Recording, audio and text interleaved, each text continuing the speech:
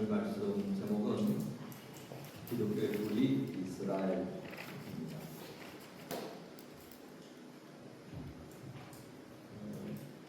사실 오늘 이 기독교회가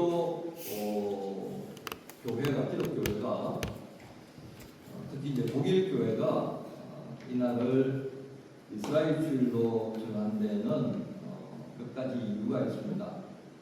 독일은 사실 2차 대전 때 유대인들을 대량 학살하는 그런 역사적 죄책이 있습니다.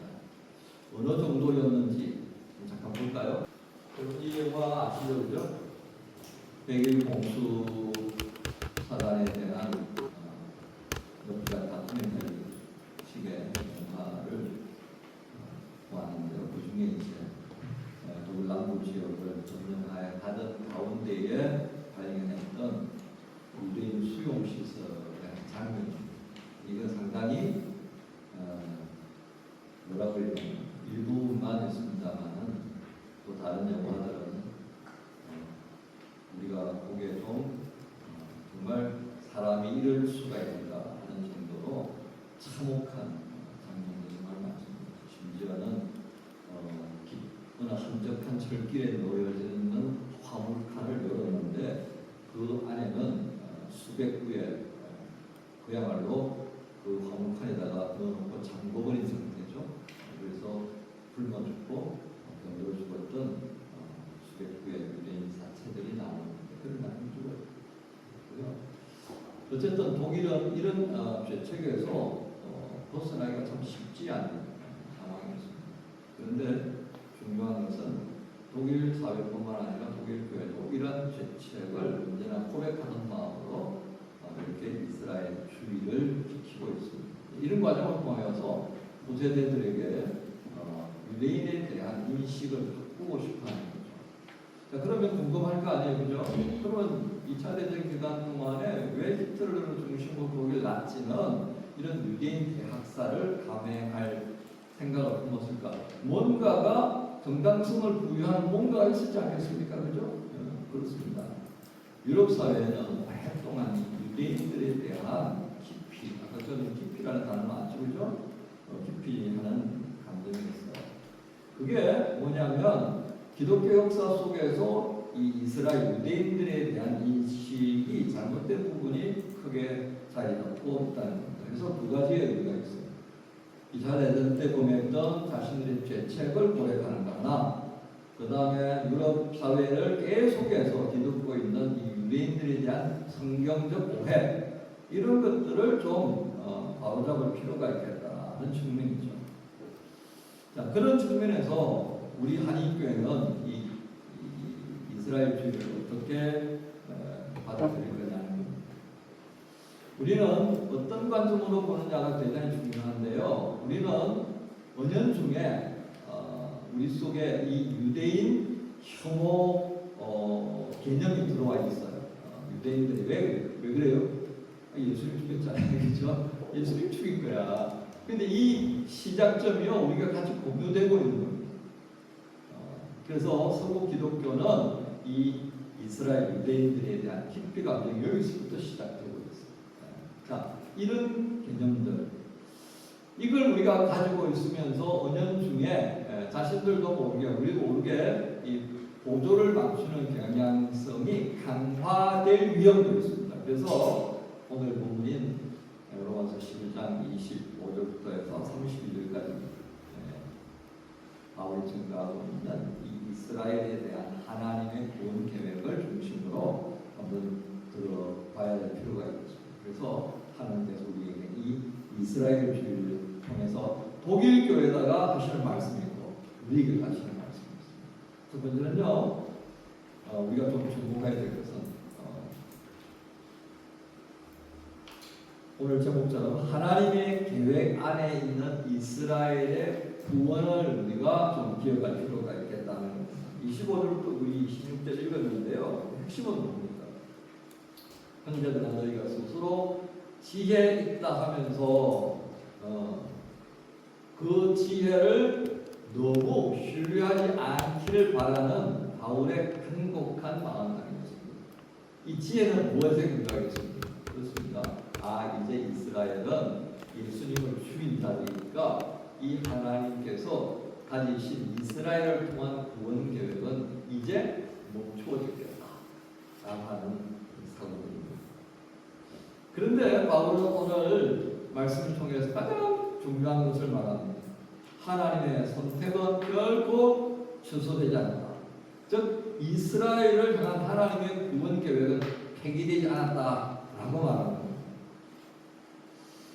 그런데 이 하나님의 구원 계획이 폐기되지 않았다라고 하는 이 논리는 수많은 교회와 수많은 교회 지도자들에게서 점점 이렇게 덮여져 갑니다. 앞서서 말했던 뭐예요? 예수님 죽였다. 예수님 죽였다.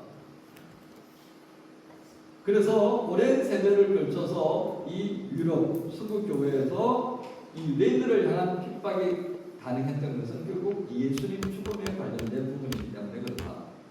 자, 그래서 하나님께서 메시아로 보낸 예수를 죽인 이 상황은 하나님께서 이스라엘 통해 이루려고 했던 구원 계획 자체를 어떻게 해요? 폐기시키는 결과를 가져왔다라고 생각하는 겁니다. 그러니까 그럼 교회는 뭐가 돼요? 교회는 이 이스라엘을 대치한 하나님이 세우신 구원 계획의 통로, 도구다 이렇게 되는 겁니다. 그러니까 예수님이 유대인들에 의해서 죽임을 당하기 전까지만 해도 어땠다고요? 이스라엘은 하나님의 구원 계획의 중요한 도구였단 말이에요. 그런데 예수님을 죽이고 나서 그 도구로서의 역할은 스톱시켜버리고 그 통로, 도구를 어디로 옮겼다고요? 교회로 옮겼다. 이게 이제 대체라고 하는 단어가 나오게 되는데요. 이 대체 속에는 어떤 의미가 또 강하게 담겨 있느냐면 이스라엘은 아브라함을 통하여서 하나님의 자녀로서의 상속권을 가지는 것을 알고 있죠. 그 상속권까지도 이제 완전히 박탈되었다고 말해요. 그래서 독일식 표현을 보면 이런 표현을 써요. 엔트브룸스. 상속권의 박탈이에요. 여기다가 이제 신학으로서 테올로기라고 해가지고 엔트붕붕스 테올로기 이런 표현을 씁니다. 또 어떤 쪽에서는 에아자츠 테올로기 에아자츠. 이 다른 점은 좀 독일에 사시는 분들도 알아둘 필요가 있어요. 이게 어떤 것을 의미하냐.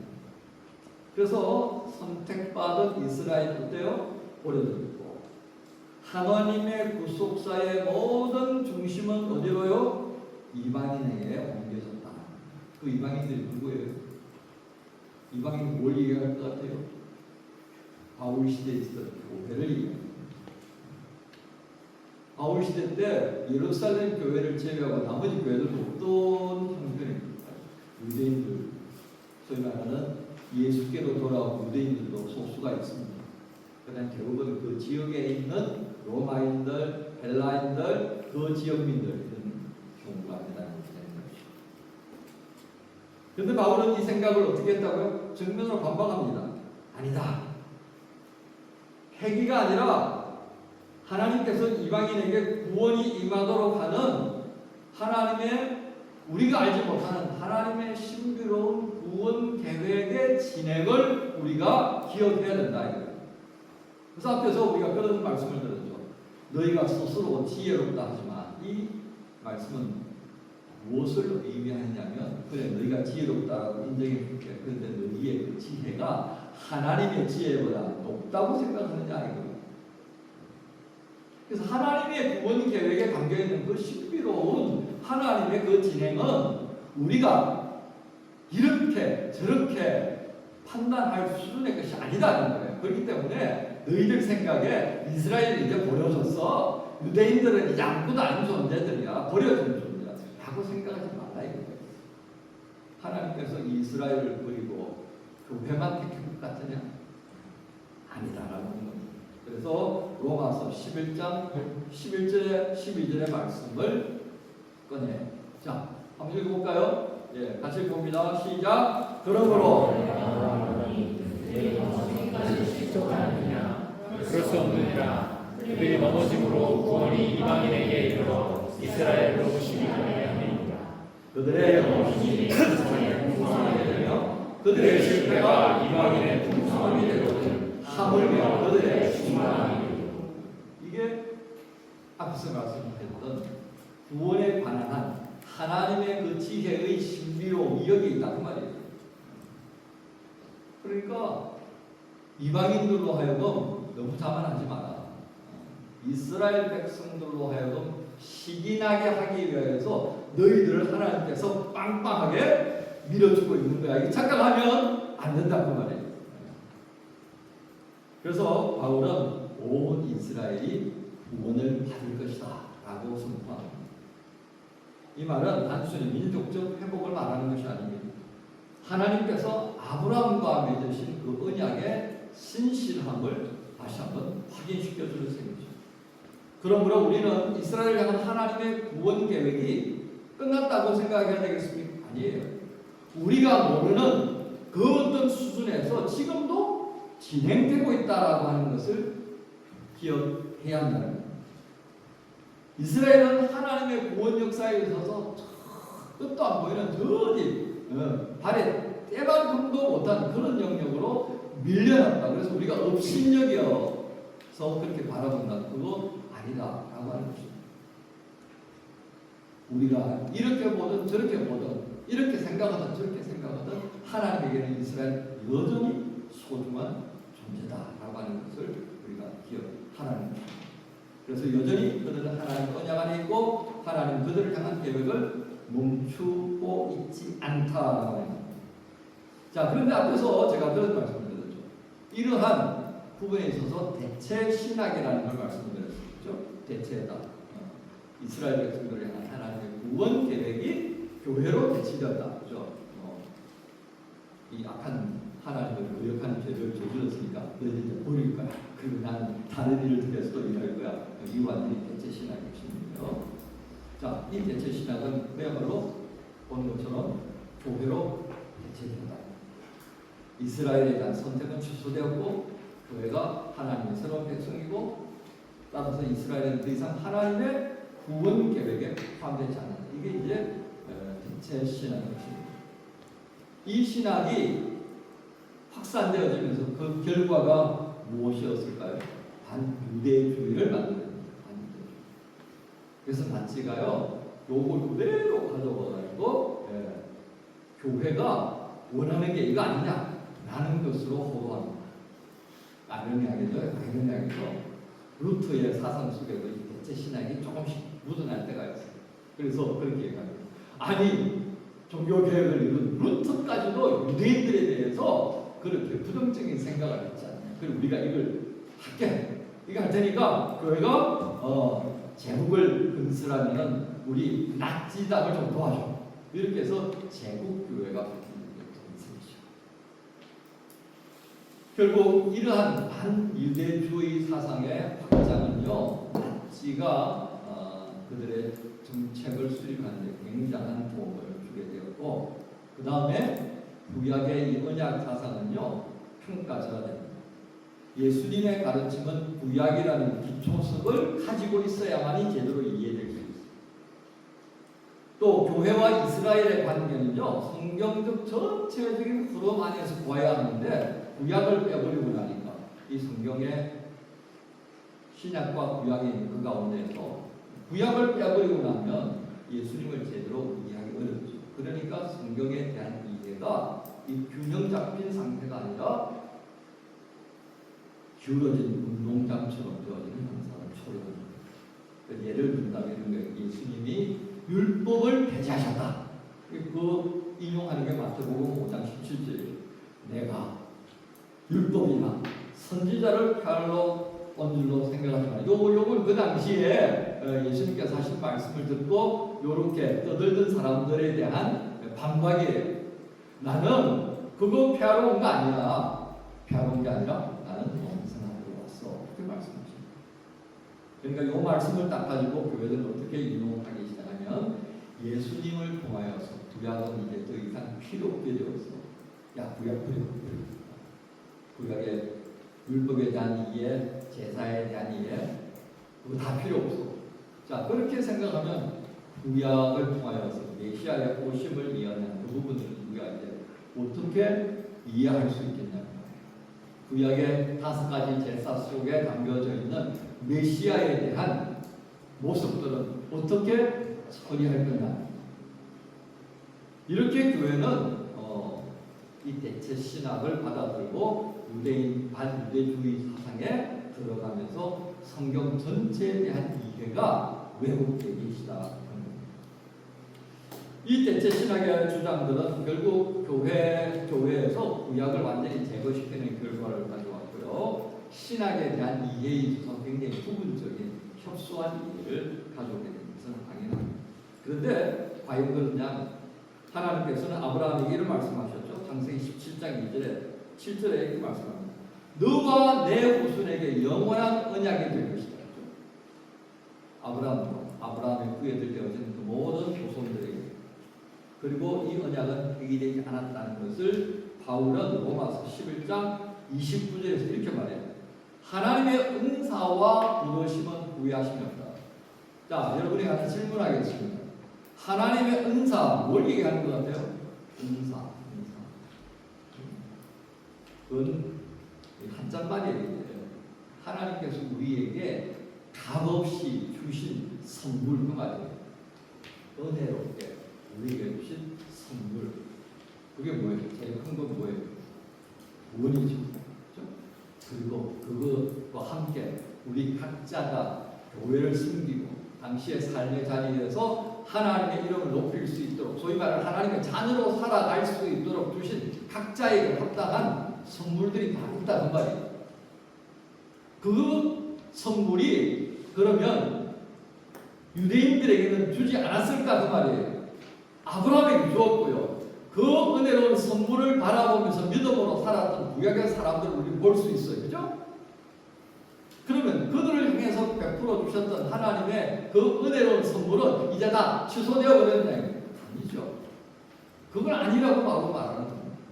하나님은 그렇게 사람의 마음처럼 아침하고 저녁하고 다른 그런 분이 아니시다라고 하는 것을 표현한 것이 하나님의 은사와 부르심은 후회하심이 없다는 거예요.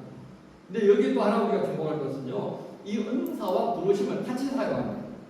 은사와 부르심에는 후회가 없다. 그 말은 뭐예요?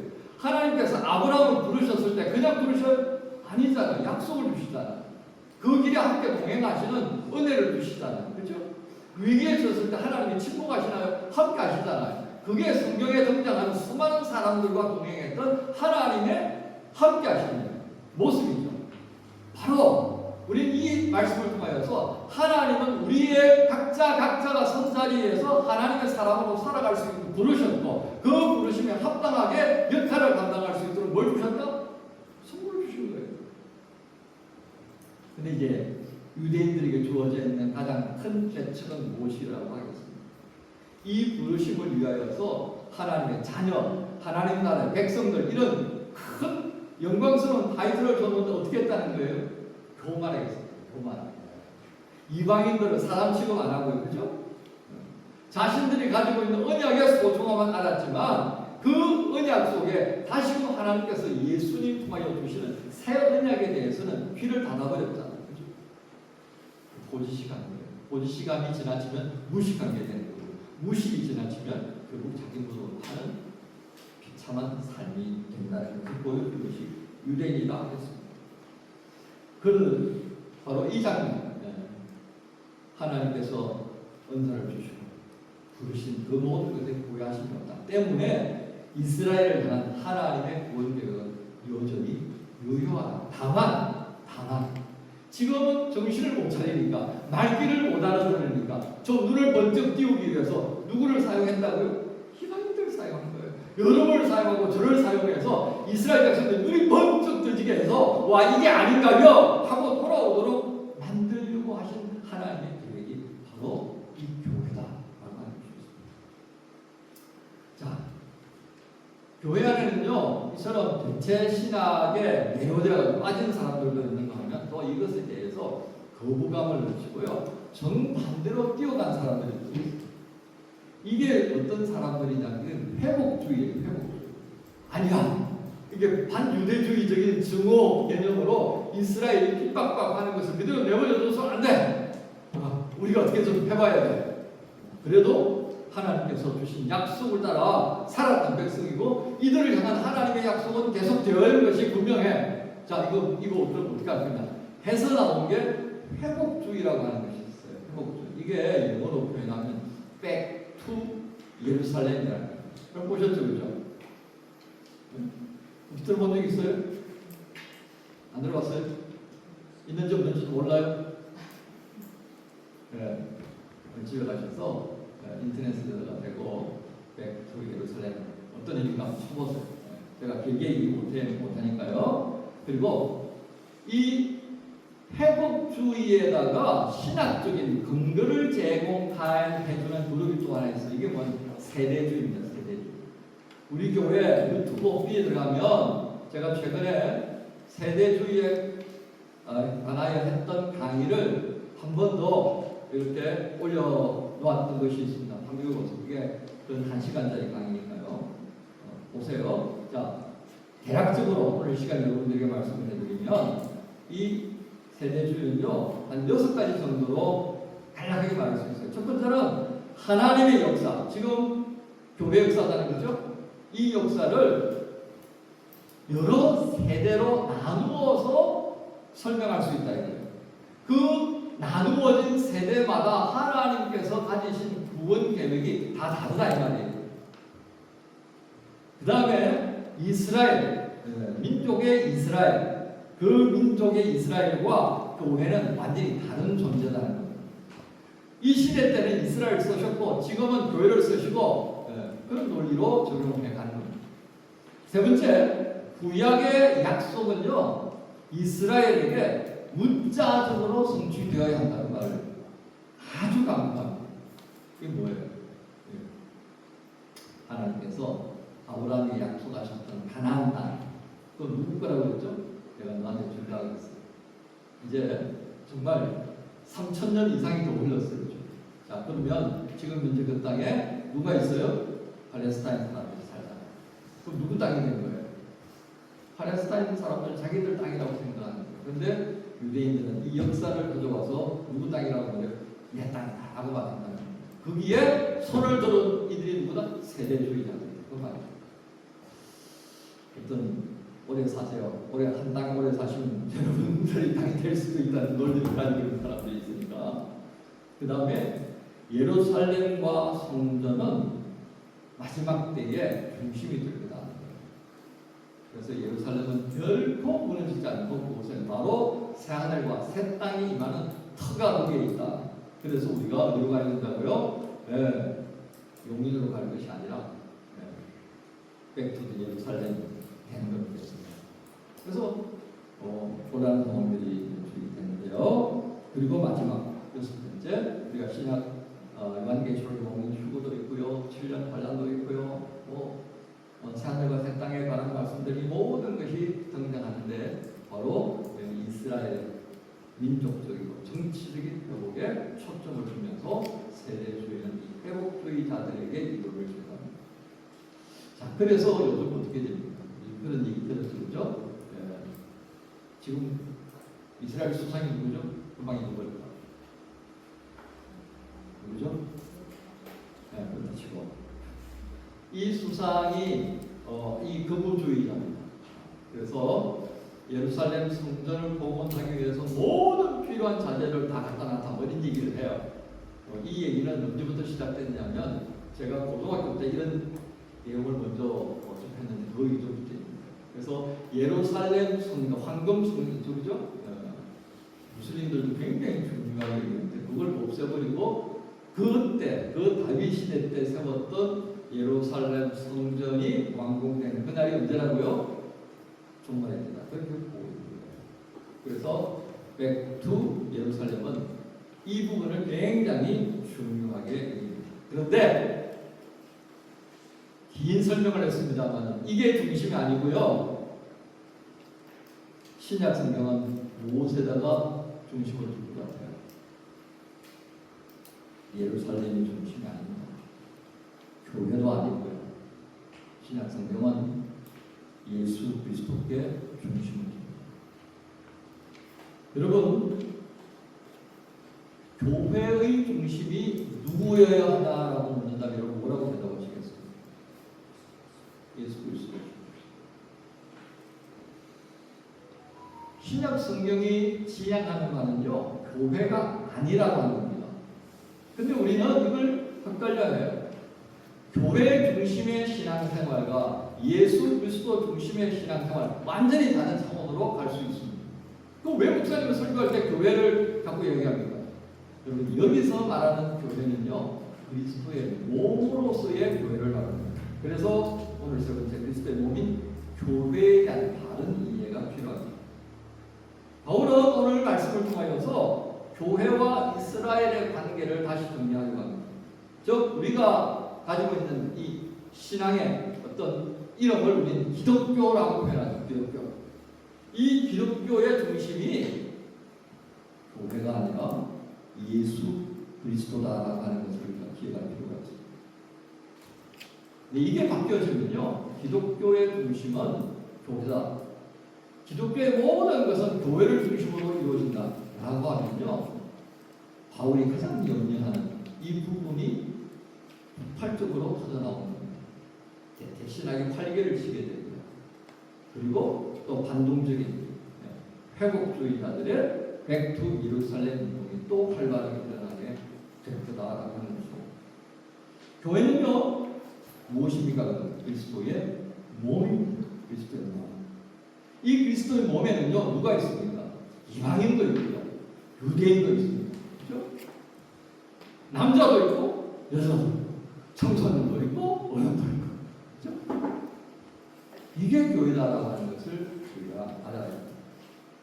교회가 중요하다고 할 수 있는, 교회가 권위가 있다라고 하는 이유는 무엇에 근거할까요? 왜 그것이 우리의 회자되죠? 이유는 딱 한 가지입니다. 예수께서 머리 되시기 때문에 그렇습니다.